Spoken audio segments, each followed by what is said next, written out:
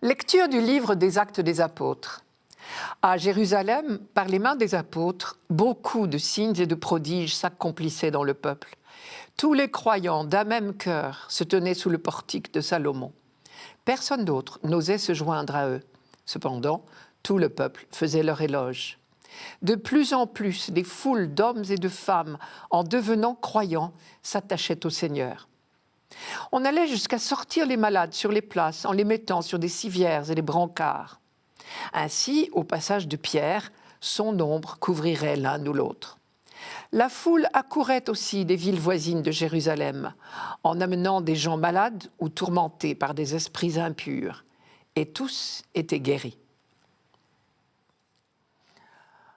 Cette description d'une communauté idéale nous paraît presque trop belle. Il y a comme cela dans le livre des Actes des Apôtres 4 petits tableaux, des résumés de la vie des tout débuts de l'Église, de quoi nous faire rêver. N'en déduisons pas que tout était rose pour les premiers chrétiens. Nous aurons l'occasion au cours des dimanches qui viennent de voir qu'ils ont rencontré des difficultés de toutes sortes. Ils étaient des hommes, nos premiers chrétiens, pas des surhommes. Pourquoi Luc, l'auteur des Actes des Apôtres, a-t-il émaillé son livre de ces tableaux trop beaux ? En retenant de préférence les réussites des premières communautés, il veut peut-être nous encourager à avancer dans le même sens. Car une communauté fraternelle est une condition indispensable de l'annonce de la bonne nouvelle. Et la seule chose qui compte, c'est ça, que la bonne nouvelle soit annoncée. Et ce qui a frappé Luc, c'est que rien n'a pu empêcher l'Église naissante de se développer. La contagion de la bonne nouvelle s'est répandue irrésistiblement. Pour l'instant, nous sommes encore à Jérusalem, ce qui veut dire que la résurrection du Christ est encore proche dans le temps. Plus précisément, nous sommes au temple de Jérusalem, sous la colonnade de Salomon. Tout le mur est du temple était en fait une colonnade qui bordait une allée couverte, très large. C'était un lieu de passage et de rencontre, accessible à tous, parce qu'il ne faisait pas partie des enceintes réservées aux Juifs. Cette remarque de Luc, tous les croyants d'un seul cœur se tenaient sous la colonnade de Salomon, est très révélatrice. Elle prouve que dans un premier temps, après la mort et la résurrection de Jésus, les apôtres n'ont pas tout de suite cessé de fréquenter le temple. Ils sont juifs, et ils le restent. Leur foi juive n'est d'ailleurs que plus forte après tous ces événements, puisque à leurs yeux, les promesses de l'Ancien Testament sont enfin accomplies. Le fossé entre les chrétiens et les juifs qui ne reconnaissent pas Jésus comme le Messie ne se creusera que peu à peu. Mais on sent un peu déjà dans le texte d'aujourd'hui l'amorce de cette séparation. Je vous rappelle le texte. Tous les croyants, sous-entendu chrétiens, d'un seul cœur, se tenaient sous la colonnade de Salomon. Personne d'autre n'osait se joindre à eux. Cela veut dire qu'ils formaient déjà un groupe à part au sein du peuple juif. Dans la deuxième partie du texte, Luc fait de toute évidence un parallèle avec les débuts de la prédication de Jésus lui-même. À propos des apôtres, il écrit « Une foule venue des villages voisins de Jérusalem amenait des gens malades ou tourmentés par des esprits impurs, et tous étaient guéris. » Le même Luc écrivait dans son évangile à propos de Jésus « Au coucher du soleil, tous ceux qui avaient des malades de toutes sortes les lui amenaient, et lui, imposant les mains à chacun d'eux, les guérissait. Des démons aussi sortaient d'un grand nombre. » C'est au chapitre 4 de Luc. Or, quand le prophète Isaïe annonçait la venue du Messie, que disait-il ? Il disait « Alors les yeux des aveugles verront et les oreilles des sourds s'ouvriront. Alors le boiteux bondira comme un cerf et la bouche du muet criera de joie. » Isaïe chapitre 35. Et quand les disciples de Jean-Baptiste sont venus demander à Jésus, ils sont venus lui demander « Es-tu vraiment le Messie ?» Jésus a répondu dans les mêmes termes. Allez dire à Jean ce que vous avez vu et entendu. Les aveugles retrouvent la vue, les boiteux marchent droit, les lépreux sont purifiés, les sourds entendent, les morts ressuscitent.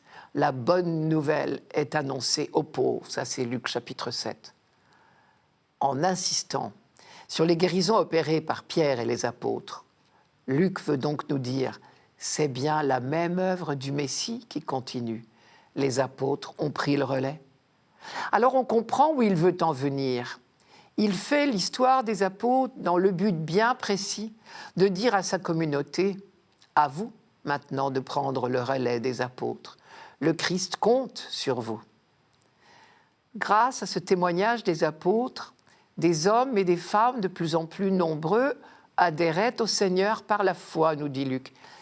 Ils adhèrent au Seigneur, non aux apôtres, mais au Seigneur par les apôtres. L'évangélisation du monde a besoin d'évangélisateurs.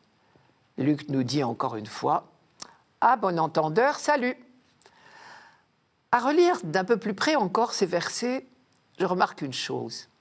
Saint Luc n'attribue pas d'abord les conversions nombreuses aux miracles opérés par les apôtres. Je reprends le texte. Tous les croyants d'un seul cœur se tenaient sous la colonnade de Salomon. Personne d'autre n'osait se joindre à eux. Cependant, tout le peuple faisait leur éloge et des hommes et des femmes, de plus en plus nombreux, adhéraient au Seigneur par la foi. Du coup, on peut se demander, le jour où on pourra en dire autant de nos communautés paroissiales, elles n'ont qu'un seul cœur. Peut-être ce jour-là, des hommes et des femmes de plus en plus nombreux adhéreront-ils au Seigneur ?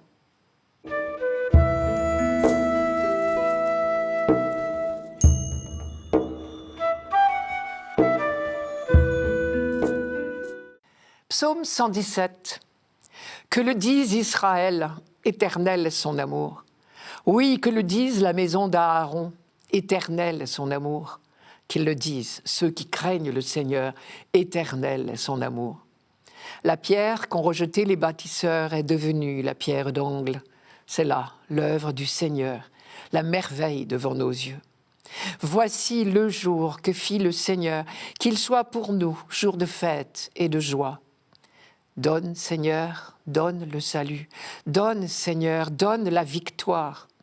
Béni soit au nom du Seigneur celui qui vient. De la maison du Seigneur, nous vous bénissons. Dieu, le Seigneur, nous illumine. Nous avons déjà chanté ce psaume 117, 118 dans la Bible, pendant la nuit pascale et aussi le jour même de Pâques. Et chaque dimanche ordinaire, il fait partie de l'office des laudes dans la liturgie des heures, ou le bréviaire si vous préférez. Pas étonnant. Pour les Juifs, ce psaume concerne le Messie.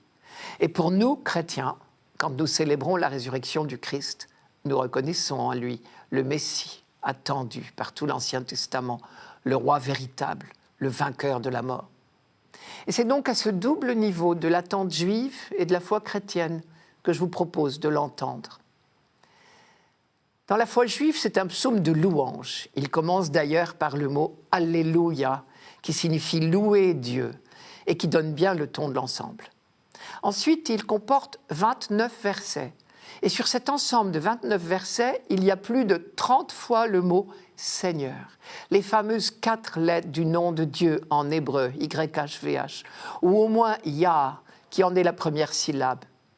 Et ce sont autant de phrases de louange pour la grandeur de Dieu, pour l'amour de Dieu, l'œuvre de Dieu pour son peuple.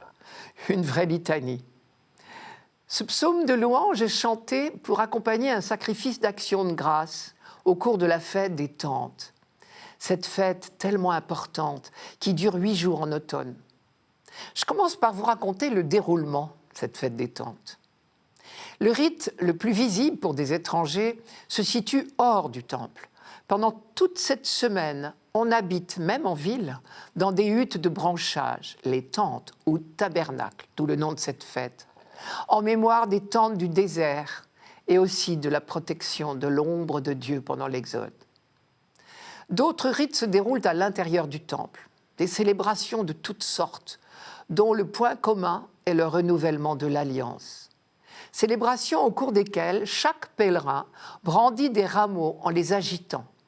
Plus exactement, il s'agit d'un petit bouquet soigneusement lié, qu'on appelle le bouquet de loulave. Il est composé d'une palme, d'une branche de myrte, d'une branche de saule et d'un cédrat, c'est une sorte de petit citron. Enfin, pendant certains offices, on fait une immense procession autour de l'autel en agitant ces bouquets de loulaves et en chantant des psaumes entrecoupés de Hosanna, qui signifie à la fois en hébreu « Dieu sauve » et « Dieu sauve-nous ». Et puis il y a également des rites de libation d'eau et une grande illumination du temple le soir du dernier jour. Saint Jean y fait allusion, et c'est le sens du dernier verset. Dieu le Seigneur nous illumine. Cette fête des tentes est une fête pleine de ferveur et de joie, car elle anticipe la venue du Messie. On rend grâce pour le salut déjà accompli et on accueille le Sauveur qui vient, qui ne saurait tarder. Et c'est le sens de l'acclamation « Béni soit au nom du Seigneur, celui qui vient ». Dans les quelques versets retenus pour la liturgie de ce dimanche, nous ne retrouvons pas tous les éléments de la fête des tentes. Mais nous avons ressenti la joie qui habite les croyants. Voici le jour que fit le Seigneur, jour de fête et jour de joie. Oui, que le dise Israël, éternel est son amour. Cette bonté du Seigneur, le peuple d'Israël l'a expérimentée tout au long de son histoire. De nombreuses fois, il a frôlé l'anéantissement. Mais à chaque fois, le Seigneur l'a relevé. Et c'est pourquoi il célèbre cette grande fête des tentes, en attendant le salut définitif que toute l'humanité attend au jour de la venue du Messie. Pour les chrétiens maintenant, tout d'abord on remarque la parenté entre la fête juive des tentes et l'entrée triomphale de Jésus à Jérusalem, que nous commémorons, nous, dans la fête des rameaux. Mais surtout, la jubilation qui court dans ce psaume convient au ressuscité du matin de Pâques. Il est ce roi victorieux. Les évangélistes, chacun à sa manière, nous l'ont présenté comme le roi véritable. Pour n'en citer qu'un, par exemple, Matthieu a construit l'épisode de la visite des mages de manière à bien nous faire comprendre que le véritable roi n'est pas celui que disent les historiens, Hérode, mais l'enfant de Bethléem.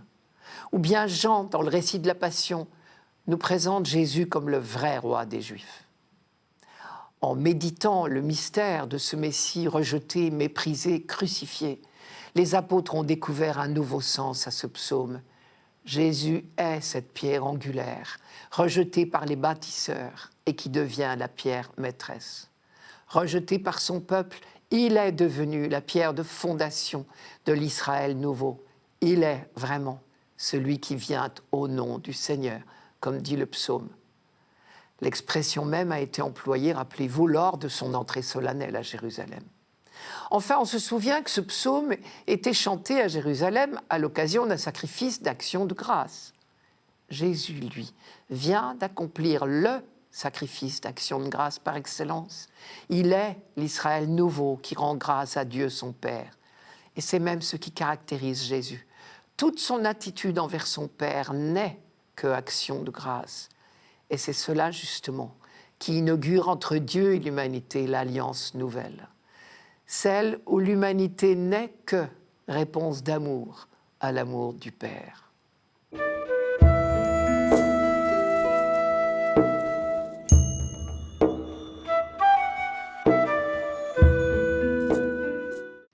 Lecture de l'Apocalypse de Saint Jean. Moi, Jean, votre frère, partageant avec vous la détresse, la royauté et la persévérance en Jésus, je me trouvais dans l'île de Patmos à cause de la parole de Dieu et du témoignage de Jésus. Je fus saisi en esprit le jour du Seigneur, et j'entendis derrière moi une voix forte, pareille au son d'une trompette. Elle disait « Ce que tu vois, écris-le dans un livre et envoie-le aux 7 églises, à Éphèse, Smyrne, Pergame, Thyatire, Sardes, Philadelphie et Laodicée. » Je me retournai pour regarder quelle était cette voix qui me parlait. M'étant retourné, j'ai vu 7 chandeliers d'or, et au milieu des chandeliers, un être qui semblait un fils d'homme, revêtu d'une longue tunique, une ceinture d'or à hauteur de poitrine. Quand je le vis, je tombai à ses pieds comme mort. Mais il posa sur moi sa main droite en disant « Ne crains pas, moi je suis le premier et le dernier, le vivant. J'étais mort et me voilà vivant pour les siècles des siècles. Je détiens les clés de la mort et du séjour des morts.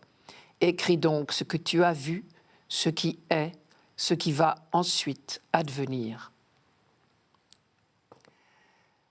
Le mot « apocalypse » vient du grec. Il signifie révélation, dévoilement, au sens de retirer un voile. Il s'agit pour Jean de nous révéler le mystère de l'histoire du monde, mystère caché à nos yeux. Parce qu'il s'agit de nous révéler ce que nos yeux ne voient pas spontanément, le livre se présente sous forme de vision. Par exemple, le verbe « voir » est employé 5 fois dans le simple passage d'aujourd'hui. Ce mot de « apocalypse », malheureusement, n'a pas eu de chance. Il est devenu presque un épouvantail, ce qui est le pire des contresens. Car, à sa manière, l'Apocalypse est, comme tous les autres livres bibliques, une bonne nouvelle. Toute la Bible, dès l'Ancien Testament, est le dévoilement du mystère, du dessein bienveillant de Dieu, comme dit la lettre aux Éphésiens, le projet d'amour de Dieu pour l'humanité. Les Apocalypses sont un genre littéraire particulier, mais comme tous les autres livres bibliques, elles n'ont pas d'autre message que l'amour de Dieu et la victoire définitive de l'amour sur toutes les formes du mal. Ce qui fait l'une des difficultés de ce genre littéraire, ce sont les visions, souvent fantastiques et difficiles à décrypter, pour nous tout au moins. Tout est là. Ce n'était pas difficile pour les destinataires, mais c'est difficile pour nous qui ne sommes plus dans leur situation. Mais pourquoi parler sous forme de vision ? Pourquoi ne pas parler en clair ? Ce serait tellement plus simple. Et non, justement. L'Apocalypse de Saint Jean, comme tous les livres du même genre, il y en a eu plusieurs, des Apocalypses écrites par des auteurs différents, entre le IIe siècle avant Jésus-Christ et le IIe siècle après. Une Apocalypse est toujours écrite en temps de persécution. À Patmos, Jean ne fait pas du tourisme, il y a été exilé. Et parce qu'on est en pleine persécution, une Apocalypse est un écrit qui circule sous le manteau pour remonter le moral des troupes. Le thème majeur, c'est toujours la victoire finale de ceux qui sont actuellement opprimés. Jean leur dit « Apparemment, vous êtes vaincus et vos persécuteurs sont florissants. Mais ne perdez pas courage, Christ a vaincu le monde. Regardez, il est vainqueur, il a vaincu la mort. Les forces du mal ne peuvent rien contre vous, elles sont déjà vaincues. Le vrai roi, c'est le Christ. » Évidemment, un tel discours ne peut pas être trop explicite, puisque le danger est grand de le voir saisi par le persécuteur. Alors, on raconte des histoires d'un autre temps et des visions fantasmagoriques, tout ce qu'il faut pour décourager la lecture par des non-initiés. Par exemple, Saint Jean dit tout le mal possible de Babylone, qu'il appelle la grande prostituée. Pour qui sait lire entre les lignes, il s'agit évidemment de Rome. Le message de toute l'Apocalypse est celui-là. Les forces du mal pourront se déchaîner, elles ne l'emporteront pas. Et c'est ce qui explique le triste contresens que nous faisons souvent sur le mot « apocalypse ». Car on y trouve effectivement la description du mal déchaîné, mais on y trouve bien plus encore l'annonce de la victoire de Dieu et de ceux qui lui seront restés fidèles. Je reviens à l'Apocalypse de Saint Jean. Puisqu'elle fait partie du Nouveau Testament, son personnage central, bien évidemment, c'est Jésus-Christ. Il est au centre de toutes les visions. Dans la lecture de ce dimanche, cette victoire du Christ nous est présentée dans une vision grandiose. C'est un dimanche également, c'est-à-dire le jour où l'on célèbre la résurrection du Christ. Jean a l'impression de revivre comme une nouvelle Pentecôte, une voix puissante comme une trompette, le souffle de l'Esprit. Il est saisi. Au milieu de 7 chandeliers d'or, un être de lumière lui apparaît, un fils d'homme. Dans le vocabulaire du Nouveau Testament, le Fils de l'homme est l'une des expressions pour dire le Messie. Pour Jean, cela ne fait pas l'ombre d'un doute, c'est le Christ. Alors, comme tout homme mis soudainement en présence de Dieu, Jean tombe à ses pieds et il s'entend dire « Sois sans crainte ». Et il entend les paroles de victoire Je suis, c'est le nom même de Dieu. Je suis le premier et le dernier. Je suis le vivant, le victorieux de la mort. Je détiens les clés de la mort et du séjour des morts. Et, comme toujours, ce genre de vision est vocation pour une mission au service de ses frères. Écris ce que tu auras vu. Sous-entendu, va encourager tes frères. Le passé, le présent, l'avenir m'appartiennent. On entend ici résonner la promesse du Christ, « Celui qui croit en moi, même s'il meurt, vivra ».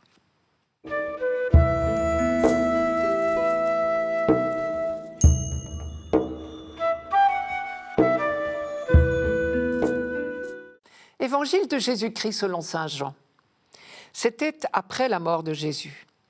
Le soir venu, en ce premier jour de la semaine, alors que les portes du lieu où se trouvaient les disciples étaient verrouillées par crainte des Juifs, Jésus vint et il était là au milieu d'eux. Il leur dit « La paix soit avec vous ». Après cette parole, il leur montra ses mains et son côté. Les disciples furent remplis de joie en voyant le Seigneur.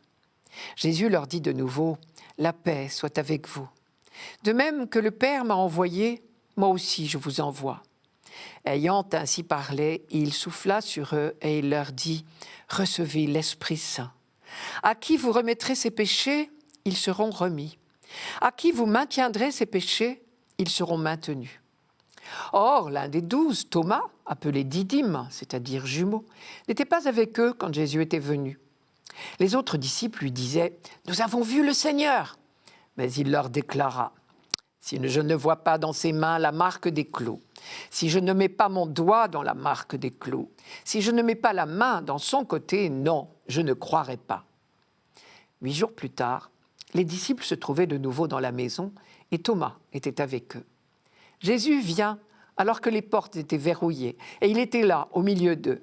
Il dit « La paix soit avec vous ». Puis il dit à Thomas « Avance ton doigt ici et vois mes mains. Avance ta main et mets-la dans mon côté. Cesse d'être incrédule, sois croyant. » Alors Thomas lui dit « Mon Seigneur et mon Dieu !» Jésus lui dit « Parce que tu m'as vu, tu crois. Heureux ceux qui croient sans avoir vu. » Il y a encore beaucoup d'autres signes que Jésus a faits en présence des disciples et qui ne sont pas écrits dans ce livre. Mais ceux-là ont été écrits pour que vous croyiez que Jésus est le Christ, le Fils de Dieu, et pour qu'en croyant, vous ayez la vie en son nom. Quand Jean écrit « C'était le soir du premier jour de la semaine », ce n'est pas seulement une précision matérielle qu'il nous donne. C'est plutôt comme un clin d'œil.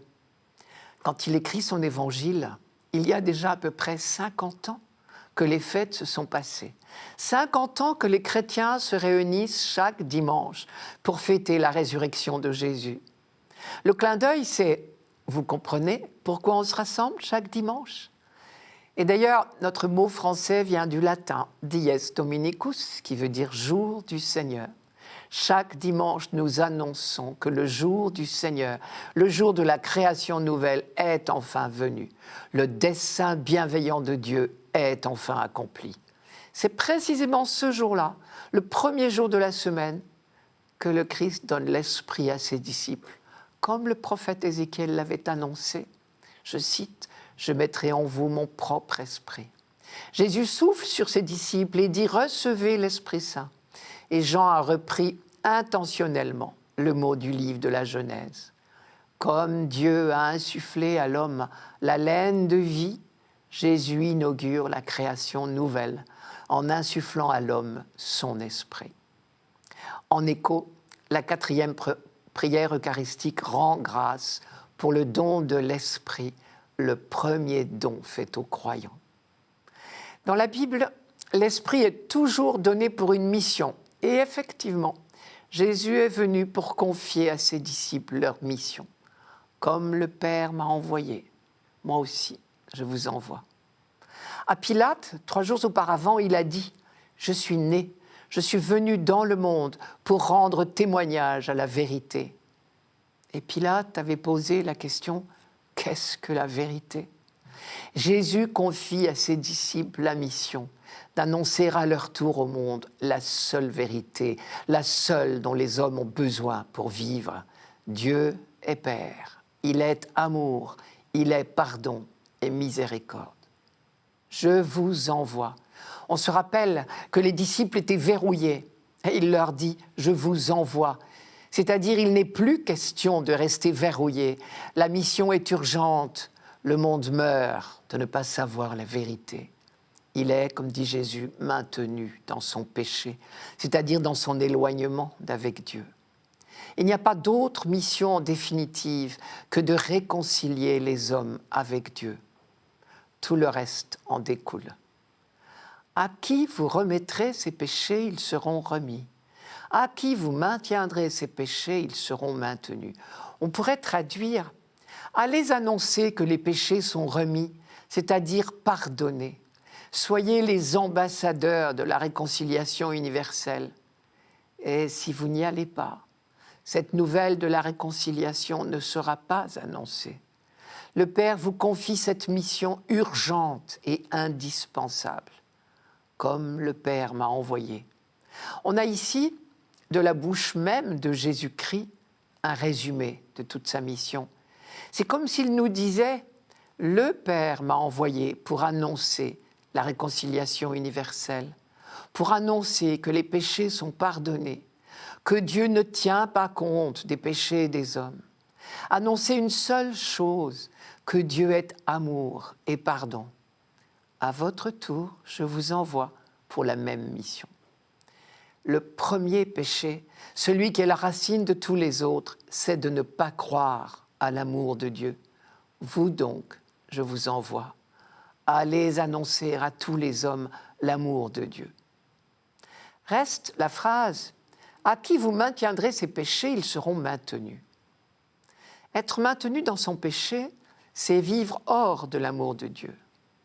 Il dépend de vous, dit Jésus, que vos frères connaissent l'amour de Dieu et en vivent.